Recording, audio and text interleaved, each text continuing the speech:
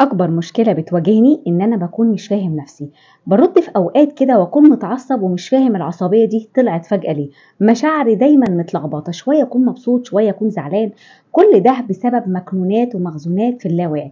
طب إزاي أبدأ أكتشف اللاواعي جواه إيه وأبدأ أكتشف نفسي؟ تعالَ معايا كده ندخل في رحلة بكام سؤال نبدأ نكتشف حاجات إحنا ما كناش واخدين بالنا منها، هي السبب في أفعالنا طول الوقت ومشاعرنا طول الوقت.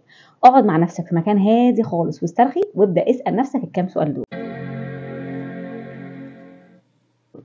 أول سؤال هتسأله لنفسك إيه المشاعر اللي دايما بتواجهك وأنت بتهرب منها ومش عايز تواجهها؟ ده أول سؤال. رقم 2 اسأل نفسك إيه أكتر حاجة حصلت لك في الماضي ولسه لحد الآن وجعاك ومأثرة فيك؟ رقم 3 إيه المخاوف اللي دايما موقفة حياتك ومخلياك مش قادر تاخد خطوة إنك تتغير؟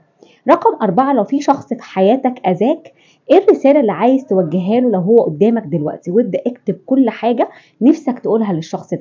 رقم 5 وآخر سؤال لو أنت قابلت نفسك وأنت صغير تحب تنصحها بإيه؟ كل الأسئلة دي هتلاقي نفسك بتكتشف حاجات أنت أول مرة تشوفها، أول مرة تحس إن كل ده موجود عندك في اللاواعي عشان تبدأ تفرغ مشاعرك وتعرف تتعامل معاها صح.